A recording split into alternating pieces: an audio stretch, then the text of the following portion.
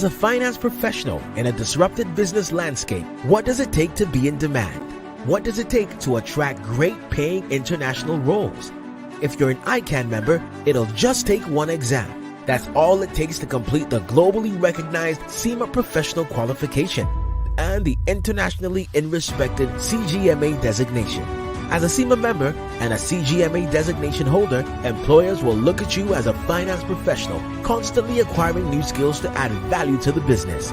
That's why they'll be willing to pay premium to hire and retain you. If you have 5 years of relevant experience and are an ICAN member, you can directly sit for the final exam of the CIMA Professional Qualification, the Strategic Case Study exam. Start studying the CIMA Professional Qualification. Prepare to make an impact.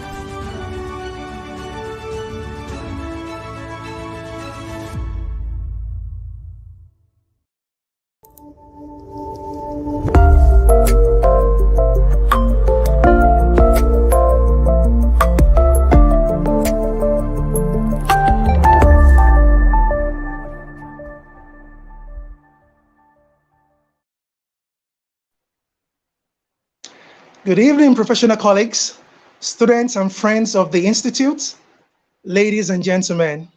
You're welcome to another exciting episode of ICAN on Air. Today, Tuesday, the 31st day in the month of January 2023. Proudly brought to you by the Institute of Chartered Accountants of Nigeria. I'm your host, Olamide Balogun, FCA. Wow, what a month. It's been a roller coaster of beautiful things, and I'm sure you're also experiencing a very beautiful, beautiful month of January, albeit it's coming to an end today. And I've come bearing good gifts by bringing to you another wonderful show. A very big thank you to all our viewers connected from the four corners of the world. We appreciate you for always taking out the time to join us every Tuesdays and Thursdays as we dive into topical issues concerning our profession, our country, Nigeria, and indeed the world at large. On today's episode, we'll be taking a close look at the topic AFCFTA, that is the African Continental Free Trade Area, the risk in the West African sub-region, and the effects on the Nigerian economy. That is a mouthful. And our guest for today, to help do justice to this topic, is no other person than Dr. Olagunju Ashimolowo. A brief profile of Dr. Olagunju Ashimolowo.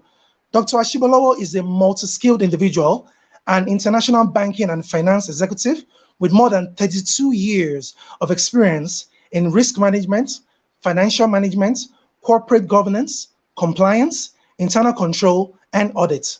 He is the vice president in charge of operations of the ECOWAS Bank for Investment and Development, a development bank owned by the 15 countries of ECOWAS with headquarters located in Togo. His immediate past employment was with the EcoBank Group, where he spent almost 12 years, 9 of which was as group office auditor at EcoBank Trans International Incorporated, that's ETI, in Togo, with mandates involving audits and risk reviews, covering almost 30 countries where the EcoBank Group has presence. Dr. Ashimolowo has held key positions in leading institutions across Africa. He is also a regular contributor to the body of knowledge on technology, banking, accounting, and audit issues, where he sometimes serves as a facilitator amongst others. He is a non-executive director of the Liberia Bank for Investment and Development. Dr. Ashimolowo has a doctoral degree in business administration from the Swiss Business School, Zurich, Switzerland. He holds a master's degree in applied business research from the same institution and an MBA degree in finance from the University of Lagos.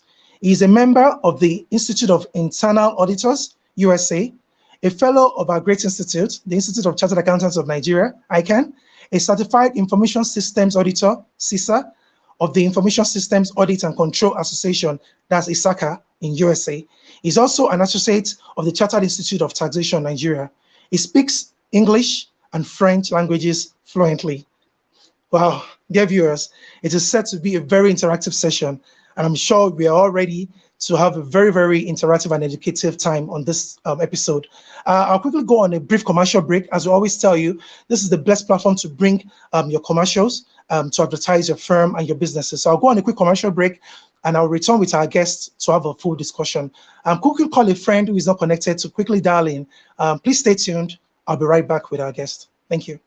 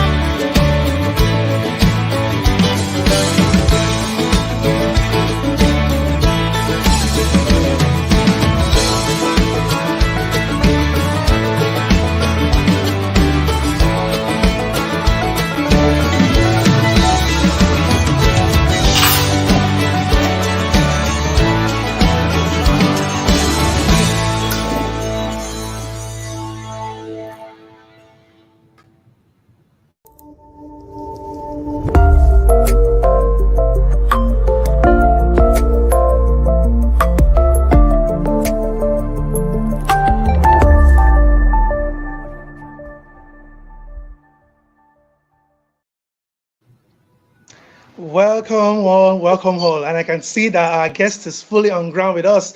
Good evening, Dr. Olagunjo. Glad to have you on ICAN on air today. Good evening, Mr. Mo. I'm glad to be joining this very important. And good evening to the online and also the public who are joining us in this session. Thank you so much. One thing we always have limited of is the time. So I'll just dive straight into it and say that the African Continental Free Trade Area is one of the 13 flagship projects of the Agenda 2063, which is the Africa we want of the African Union. Our global viewers are yearning to be educated, and we are blessed to have a person of your status on the show today, sir. Could you please run us through the AFCFTA initiative and what it portends? Thank you very much, Mr. for this invitation. The AFCFTA is actually the African Continental Free Trade Area, which is an initiative of the African Union meant to actually address the issue of which African do you want. And strategy, what they're actually looking at is institutions like we have Europe, we have the Schengen zone, consisting of almost all countries in Europe, to create a single trade bloc for all of us in the entire African continent.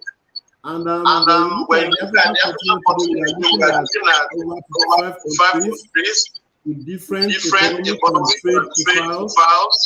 But AFCFTA is actually meant to facilitate movement of goods within all those countries, removing what is called the thick borders in all of our countries as a way of facilitating trade among member states. Now, to bring the subject back home, for some of our parents who have moved to trade between Nigeria and Ghana and the past, they know what it took them to travel across the road all the way down to their destination. It's not something about I think you can take up 5 days for a distance that's not much.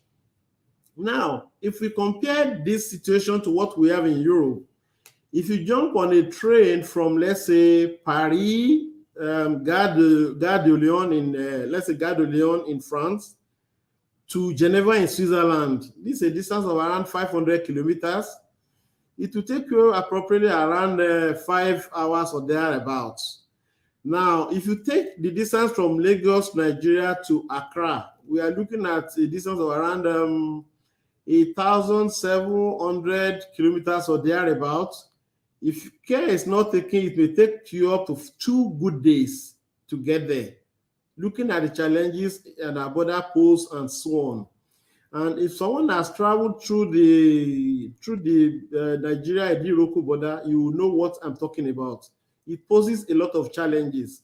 Now, the African Continental Free Trade Area is actually a system whereby the entire African universe is trying to become a single trade bloc where we have opportunities across board. For example, for traders in Nigeria to be able to participate in trade activities with partners across the entire African space. And at the end of the day, some of the objectives of this is the fact that we're able to create a single African market, which is actually going to be the largest trading bloc in the entire world. It's also going to create the potential for over 30 million people, citizens of ECOWAS, to be of Africa to be taken out of poverty, bearing in mind that today, majority of the poor in the world, they are actually living in Africa. And it's going to harmonize all the various regional trade blocs that we have in Africa today. I think we have about 8 of them. ECOWAS is one of such. We have the SADC, we have the Sahel community, we have the East African community, and so on. And the objective of AFCFTA is to make sure that these are harmonized into a single trading bloc to trade with ourselves. Bearing in mind that today, the intra-trade between African countries is actually very, very low, despite the fact that we all import and also export. As at the last report we had in late December of 2022, intra-African trade accounts for only 15%. Whereas if you contrast this to other parts of the globe, we actually have around 60% in Europe. In North America, we have more than 40%. In the other communities, like the Asian community, it's between 35 to 40%. But in Africa today, the ratio is just ridiculously low. We are looking at around 15%. Whereas we are one of the major importers of goods across the world. So this is one of the objectives of bringing this AFCFTA, to be able to address the challenges of trading between ourselves. And also at the end of the day, if we're able to get it right, we are looking at the possibility of improving trade between all of us in Africa by as much as $450 billion, maybe between now and the next 12, 13 years in our journey. Also, if you look at Nigeria, for example, Nigeria's import bill for food alone is around about $4 billion per annum. Yet, little of this is being carried out with our member countries in Africa. So the objective of AFCFTA is to harmonize all of this so that we can trade with each other, exchange ideas, exchange goods and services, and also remove all of those physical barriers to trade as a way of engendering development in our sub-region. If you also look at some of the countries in Africa today, we have some peculiar challenges. If you look at some of our countries, we have as much as 16 countries that are landlocked. They have their peculiar challenge in the sense that whatever they are importing must first land in a country that is close to the sea, and then they have to go through the logistics of transporting this country of landing to the country of utilization. This comes with additional cost for this country. So these are some of the opportunities and advantages that the AFCFTA brings to all the member countries of Africa for us to trade together as brothers, for us to work together, exchange ideas, exchange technology as a way of bringing development to all the countries in the sub-region. Thank you. Wow. Thank you so much. That's indeed a very, very good way to start. And I'm sure our members who are connected all the way from Nasarawa to Yola to Abuja to Singapore, I can see people connecting and dialing in, really, really enjoying the flow. Sir, swiftly, are there any African countries that have not signed up for the AFCFTA? And why have such countries not signed up? Okay, good question. Almost all the African countries today have signed up to the AFCFTA agreement, with the exception of Eritrea. Now, Eritrea as a country, if you look at their history, Eritrea's main concern over the years have been that we need to strengthen the regional trading blocks. And their own reason for not joining the AFCFTA agreement is the fact that they actually believe that they should strengthen the regional trading bloc first. And for the knowledge of some of our members, Eritrea belongs to some of the regional trading blocks in East Africa. You have the IGAD, that's the Intergovernmental Security Agency. They belong to SADC, and they belong to COMESA, and also SAD. So this the strategy of Eritrea is actually to develop some of these regional blocks first, before they actually expand this to the global African space. But by and large, I mean, of all the countries, if we have only one country outstanding, I think we've done a good job by encouraging almost all African countries to sign up to this AFCFTA agreement. Thank you so much, sir.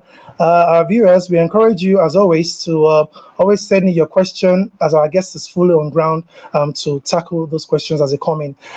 Sir, proceeding forward, although the AFCFTA is an African-wide initiative, let's take a look at the West African sub-region and possibly the Sub-Saharan African region.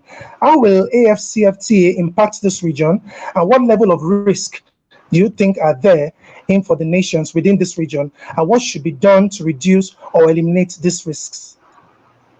Thank you so much, Mr. Moderator. Rather than saying risk, I think I'll prefer to call it advantages and disadvantages, and probably identify some of the challenges. The first of the benefit that we also need to look at comes with some disadvantages. That is, we have an open market where producers, investors, across board in Africa can trade with each other. The first advantage is the fact that you have an open market instead of, for example, in Nigeria with a population of around 210 million. Now you have a population of almost 1 billion to trade with. Wow. That's a huge number. Now, with that advantage also comes a major disadvantage. If you are not an efficient producer in any of the countries today, you'll be lagging behind, because you are exposed to competition from other markets And if we look at this today, for example, the North African countries have actually done well in terms of efficiency in their production system. You are aware, Morocco, for example, exports energy to Europe today. That's the only country that does that. Meanwhile, many of us in Africa are still struggling how to produce energy that will be enough for our citizens. So if you throw open the border, so to say, to the entire African bloc, Morocco will also be competing with energy producers in Nigeria, from Ghana, from Cote d'Ivoire, from Mali, and so on, for the same consumers in this space. So the challenge is, if you are not an efficient producer, you stand the risk of being run over by a more efficient producer from other parts of Africa. So that's one of the major challenges that we need to start thinking of. The second issue also is similar to the issue of being efficient in the production system, that is price advantage. Today, every consumer is interested in having the best quality item for the lowest price. So if, for example, I'm buying a t-shirt for equivalent of, let's say, back in Nigeria, let's say I buy a t-shirt for around 10,000 naira. Same quality, if someone is offering me that for 5,000 naira, you know what I'll do? I'll also go for that. So there's a benefit of price advantage for all our consumers across board in all the countries of Africa. Now, comes with that is the challenge of the fact that if a producer is not competitive in terms of pricing, will be left out of the party. Now, those who produce bad products will also suffer enormously on this, because today, with AFCFTA, you have the opportunity of buying products from any part of Africa. So the issue is price advantage is also an issue. Now, one of the other things that we need to consider is the fact that this comes also with the possibility of job loss. Don't forget, when we produce in any country, we are creating jobs for our youth, for the elderly, for the middle income, and so on, both skilled and unskilled labor. Now, if, for example, products are brought in from other countries, technically, you are reducing the job opportunities available to people in that country. Now, in our case, for Nigeria, the job opportunity for Nigerians is also at stake. If care is not taken for us to produce efficiently, to be able to guide the job for those citizens that are currently on the job. If, for example, today, let me use our electricity situation in Nigeria, we have challenges. Now, let's say one of the electricity company, Eco Electricity, has about 20,000 employees. And now, Morocco, for example, is saying we have the opportunity of exporting electricity into Nigeria, a smarter system, and it's at a lower cost. I mean, the guess is as good as mine. Everybody will opt for the cheaper electricity coming from Morocco. It simply means that if something is not done, Eco Electricity may be forced into downsizing in the next couple of months. So the challenge of job loss is also there if you don't take the right step now that we are still at the initial stage of the journey. One other thing we also need to understand is the fact that there is, with the advent of AFCFTA, there may be a need for us to actually look at our existing extant laws and legislations to accommodate some of the requirements of this particular agreement. One of the things that we have to look at is the fact that because those laws are meant to protect the trade activities in the particular country, let's say Nigeria today, by the time you throw open the borders, then you may need to actually tinker with our laws to accommodate some of these particular challenges. A good example is the issue of used clothes back in Nigeria. It's one of the items of the prohibited goods by the Nigerian Customs Services. Today, if, for example, one of the countries in Africa actually has the law that permits them to import used clothes, a good example is Benin Republic, next door to us in Lagos.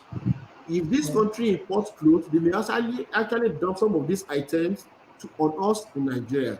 So there is need for us to actually look at our existing laws to see how it can accommodate the requirements of the AFCFTA in some of our dealings with other partners across Africa today. One other thing that we have to look at is the fact that our country, Nigeria, is a big market. Everybody wants to play with the big player. with more than 210 million citizens that you have as potential customers, Nigeria is the pride of every producer across the world. So because of this, we also need to start thinking, how do you meet the challenges of this These sort of arrangement, people. Yes, sir. AFCFTA, so that we don't just give all of the opportunity to our partners who are who have more efficient, productive system for us across the world, across Africa.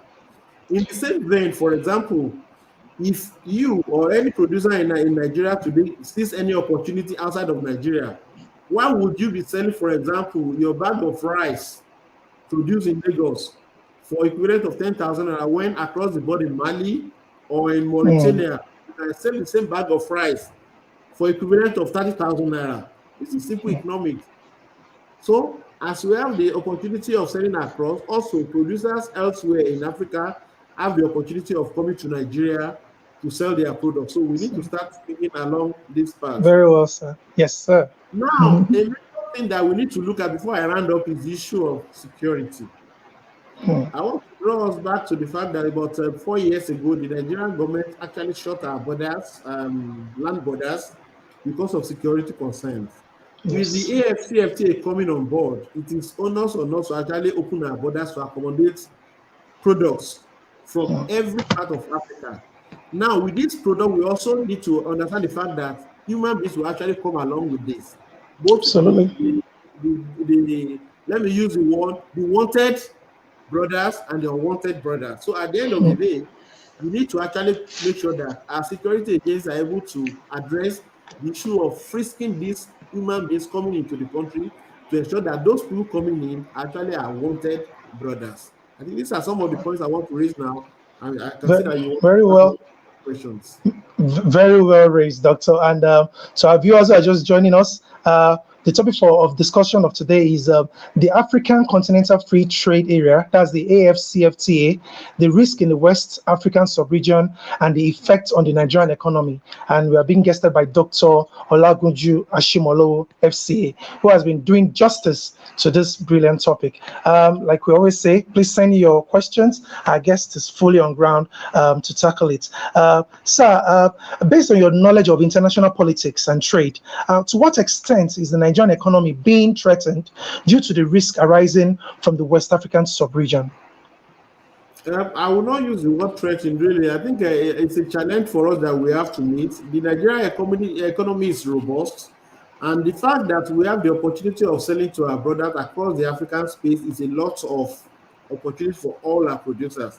If you look at when we shut our borders some years back, you can see that there were cries from even those countries that are not Nigeria's immediate neighbor, meaning that a lot of these people depend on us for import of some items. From where I'm seated here in Togo, I know that even spare parts for vehicles, people live all the way from Ghana, from Mali, from Niger, from Togo, all the way down to Benin and through to Nigeria to buy spare parts, for example. So these are opportunities for us.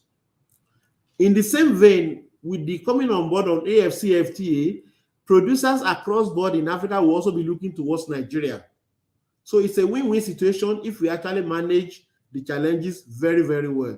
And one of the ways of managing the challenges is to improve our production capacity to be able to meet the competition that will be coming in from all our brothers across Africa, from South Africa to Kenya to Guinea, all across board. Thank you. Thank you very much. And just as I was calling for questions, one of our regulars, I'm sure everyone would know this person, one of our regulars who tunes in every Tuesday and Thursdays from Ibadan, in the person of Fagbola Temitope Adeniyi. He quickly dropped the question, and it goes thus. He says, did AFCFTA agreement give rooms for the countries in Africa to exercise in its area of strength where it has comparative cost advantages? Exactly. Yes, it does. Like I said earlier on, you have an open market, so to say, in the entire African space.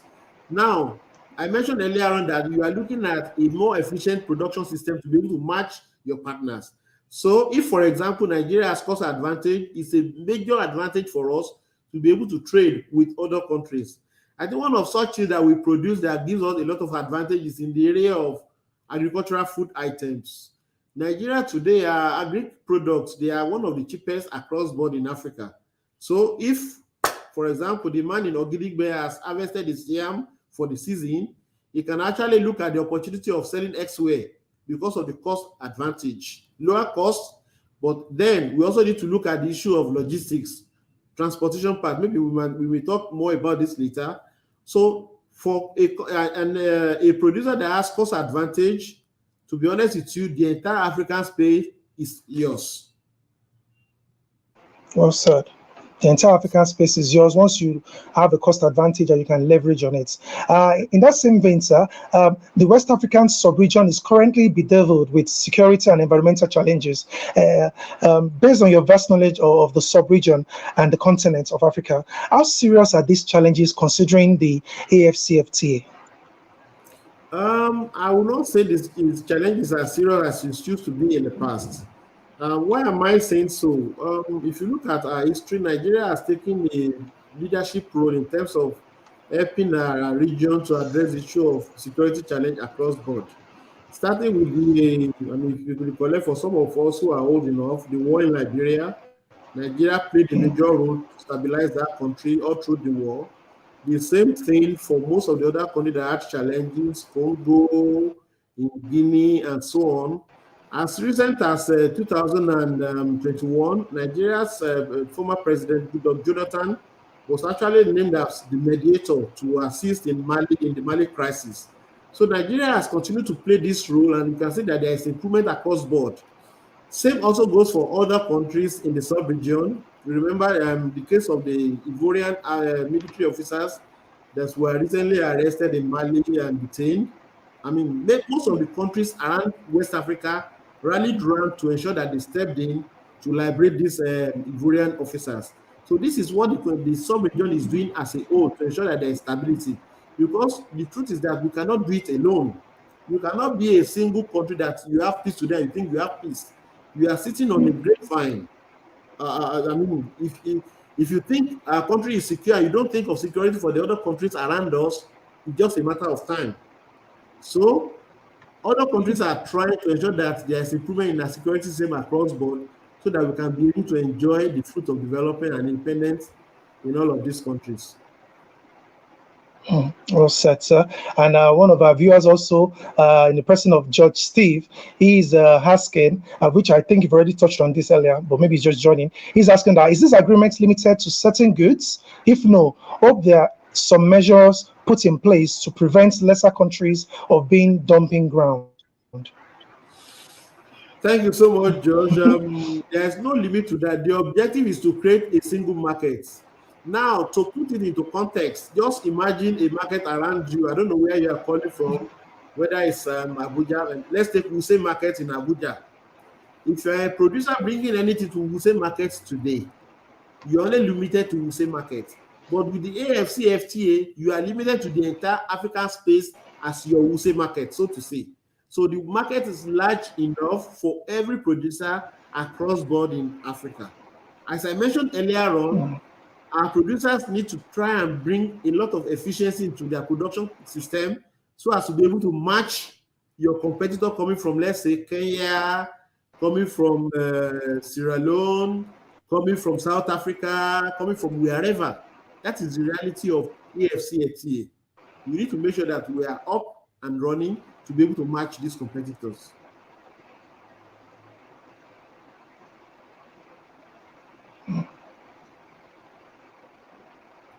Very well said. Everyone needs to be up and running, and you now have a larger space to play with. Since the thing is the effects or influence of multilateral agencies and international financial institutions on markets in the African continent and the West African sub-region. For multilateral agencies and that's the development effect or influence of the effect is to encourage trade among all the member states in Africa, and to also encourage movement of goods amongst all of us. So, and this is done by financing trade activities and developmental activities that can help us to bring goods and services among all the member states. Like I mentioned earlier on, The intra-trade today between African states is very, very low. We have less than 15%. Whereas in other regions of the world, in Europe, in Asia, they have close to 60%. So multilateral development institutions are there to assist in financing trade activities among the member states in Africa. Now, the challenge, there cannot be any good trade activity without an efficient transportation system. That has to be clear. For example, today, if a producer of, let's say, plastic products in Lagos wants to export, let's say, a pail, plastic pail, to somewhere like Mali, and if on the street of Mali, Bamako today, if that same pail sells for around, let's say, 500 CFA, or equivalent of maybe around about 600 or thereabout in Naira, we are looking at a situation whereby if that transportation cost has eaten deep into the cost of transporting the product from Lagos to Bamako, it will not be efficient for our producer. So we need to have efficient transportation systems so as to allow seamless integration across board for all our producers. And that's where DFIs come in to assist governments to finance the construction of roads infrastructure, telecom infrastructure, as a way of encouraging trade among all the countries of Africa. Very well said, sir. And I'm not sure whether you're a fan of conspiracy theories, but one of our viewers, and the person of Shuai Badmos, he has a question here. He said, there is a belief in some quarters about certain conspiracy theory that some developed countries are working against Nigeria production capacity. If this is true, what should the country do to liberate itself from such conspiracy? To be honest with you, I don't believe in that conspiracy theory. What I know is the fact that when push comes to shove, every country will want to protect their own citizens and their own interests. The same way Nigeria will protect us, Nigerian citizens, everybody's interest is actually for its citizens first. That's why it's a sovereign country. So now, do you think someone is conspiring against us? No. Nobody is conspiring against them, but be that as it may, they want to help us, but they will not help Nigeria at the expense of any country. I want us to take that. No country under the sun will help Nigeria at the expense of its own citizens. So now the challenge for us is in Nigeria, we need help from outside, we need foreign direct investment and so on, but then we also need to be very clever as to the type of help we take so that it doesn't become something else for us in the future. Very well said. We need to be careful of the help we take so it doesn't become something else in the future. And given the possibility of a higher level of transparency in the regional trades, does the AFCFTA encourage foreign direct investments? Very, very well. Very, very well in the sense that generally investors, what do they look for? When investors are investing in any economy, they want to look at the opportunity to do their business without any hindrance.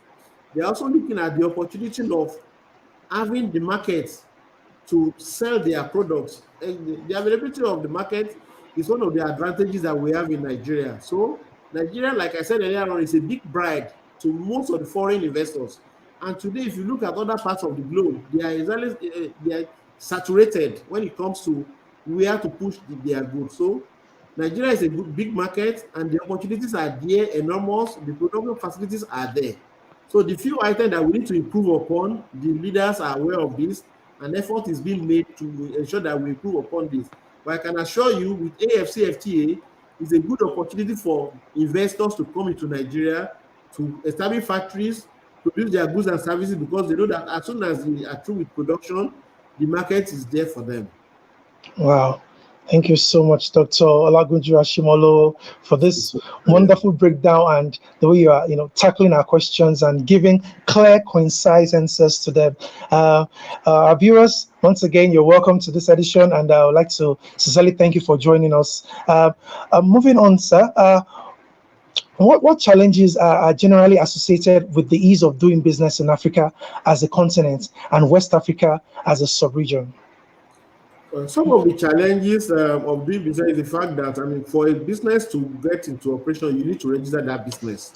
Today, we have challenges of registering business in some of the countries. I think Nigeria is doing very well on this note, and there has been an improvement from where we were today. If you look at the global report on this of doing businesses in the country, Nigeria has moved up a bit, but we can still do better.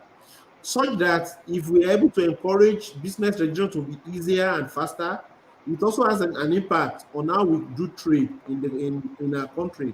It also gives the opportunity to investors to come in without spending so much on pre-corporation costs to establish their businesses, get all the relevant licenses, and get into production. So it's a win-win situation for us, and also especially for Nigeria, for AFCFTA to come on board. Absolutely.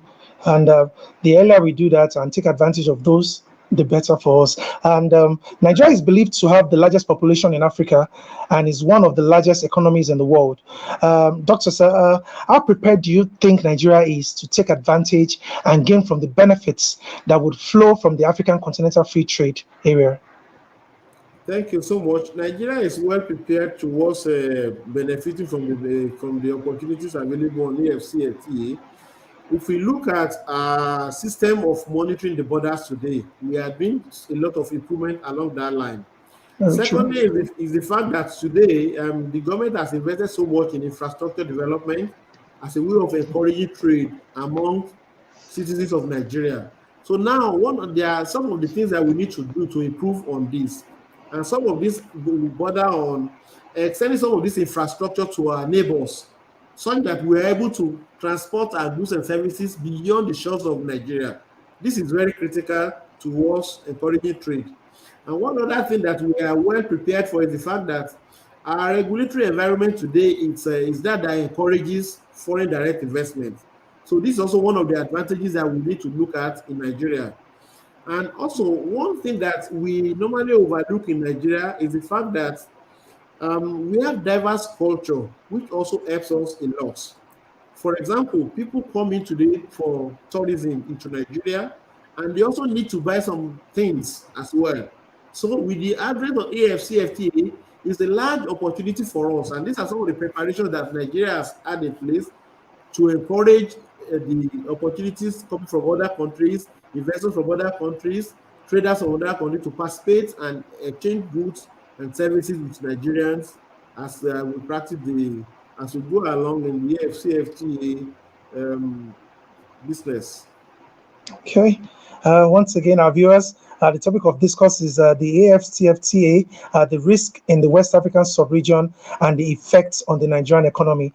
And we've been guested by Dr. Olagunju Ashimolo, FCA. Sir, as an African and as a Nigerian who has traveled far and wide, what is your general assessment of the performance of ECOWAS leaders in making sure that that peace is restored to the sub-region in order to boost trade among member countries?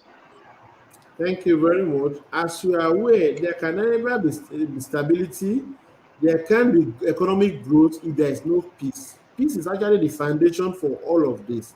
And in fairness, I think I'll give a positive point to the West African leaders on this particular subject. It's not an easy task, but if you look at what they are doing today across board, they are trying to ensure that we be our brothers' keepers. And this, you can see, we do in all of the countries of ECOWAS. I mentioned earlier on, Nigeria has been taking a leadership role along this line for many years, right from the days of ECOMOG and so on, and we still do that up to today. So this is a way that we can ensure that stability reigns in the sub-region.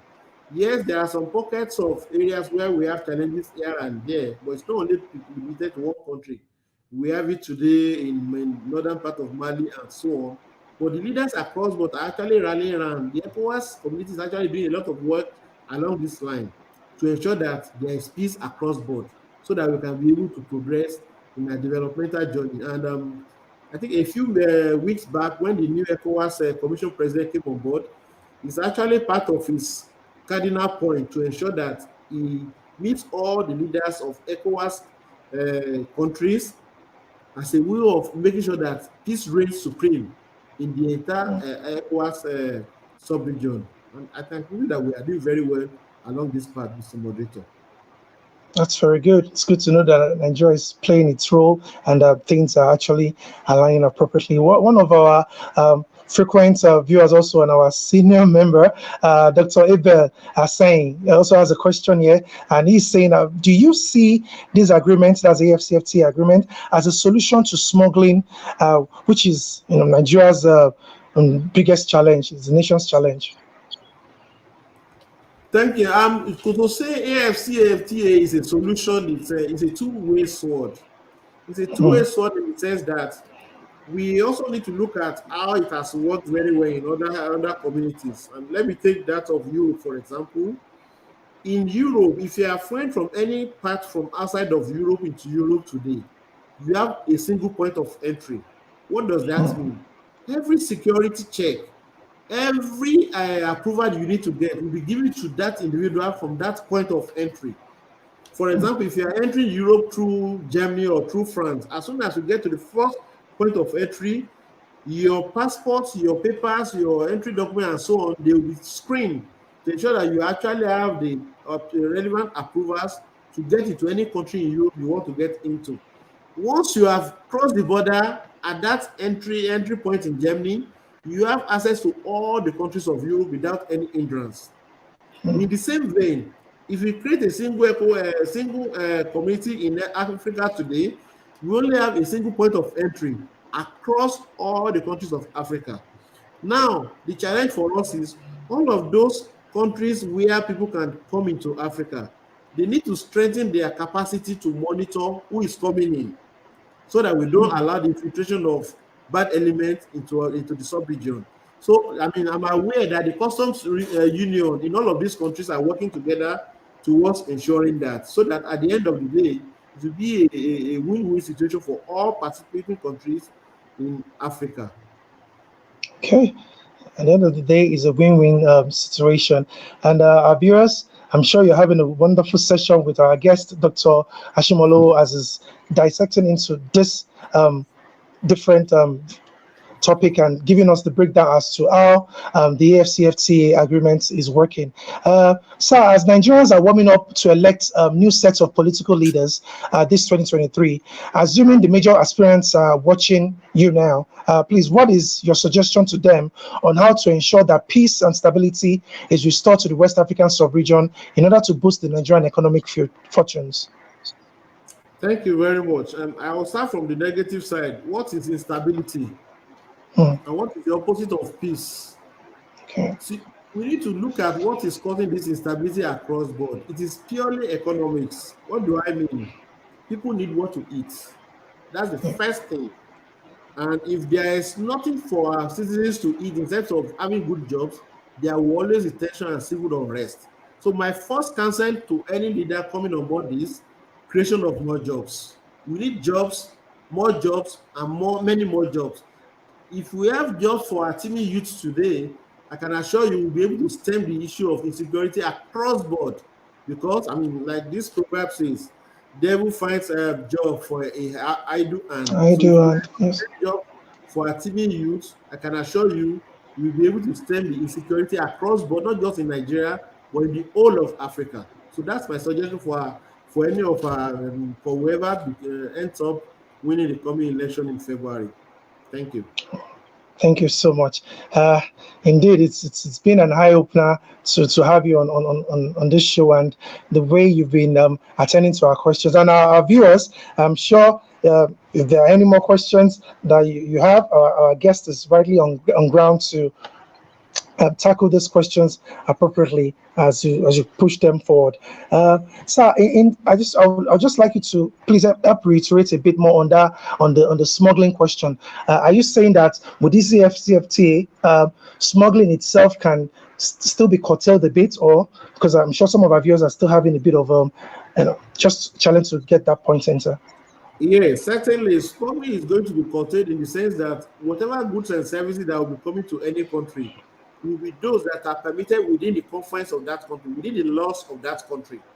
So, for example, if any good is not allowed in Nigeria, at the point of entry into any corridor in Africa, those goods would have been marked not acceptable in Nigeria. I mentioned the issue of used clothes, which is a very good example of what is being smuggled into our country today. Because it is not allowed, this would have been freezed at the point of entry that, look, this item is not suitable for importation into Nigeria. And as such, wherever it is coming from, it should have been properly labeled such that nobody brings such into Nigeria. Same goes to our other country. There are some things that we may be producing in Nigeria that are not allowed in those other countries. It will also have been marked as such. So it helps us to curtail smuggling in some ways, if properly managed. Very well said. And I guess that's a very good way to put it. And sir, majorly in closing, sir, ICAN is always open to ideas that would positively advance the growth of our members, the accounting profession, and the Nigerian business environment. Please, what is your advice or suggestion to ICAN and our members on this particular topic of discourse? That's AFCFTA, the stability in the West African sub-region, and boosting the Nigerian economy. Thank you so much. I think as an advice to the institute, I will want to suggest I will keep improving on our technology knowledge enhancement for our members. I'm aware the technology faculty of the institute is doing a lot of work, but we still need to improve on this. Bearing in mind that today the whole world is driven by technology, there is nothing you can do without adopting technology. Sometimes ago, I saw a shoemaker also using technological items to improve what he does. So the challenge for us is, as ICAN members, we are business advisors to our clients. If you don't adopt technology, you'll be lagging behind. So ICAN needs to continue to assist members in adopting technology beyond our qualification, beyond our certification, so that at every point in time as chartered accountants, we may be able to stand in the boardrooms to assist members, to assist governments in improving our environment by our knowledge of technology. It is not out of place these days. You get to some boardrooms, you start hearing the director of information technology talking about data mining. He's talking about the Internet of Things. He's talking about artificial intelligence. And you see some people going blank.